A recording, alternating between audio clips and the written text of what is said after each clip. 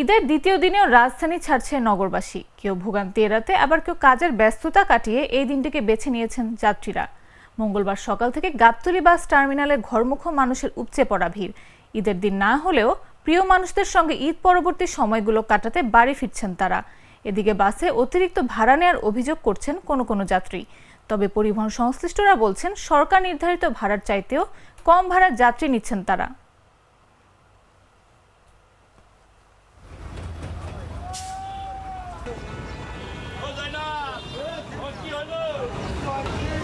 আসলে আমরা ব্যবসায়িক মানুষ তো, কাজকাম থাকে, এই কারণে যাইতে পারি না আর কি। এই কাজকাম ব্যবসা বাণিজ্য করে ফিরে হয়েছি, এখন আর কি যাওয়ার চিন্তা ভাবনা আর কি।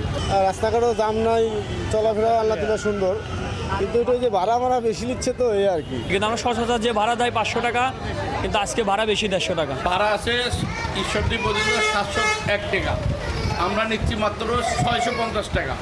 যত যাত্রী আছে কেউ যদি বলতে পারে 1 টাকা বেশি নিচ্ছে, পুরো গাড়িটা ফ্রি করে দিয়ে দেবে।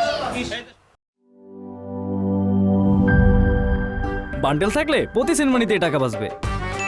বিকাশ সেনমানি বান্ডিল কিনে জিতুন প্রতি লেনদেনে।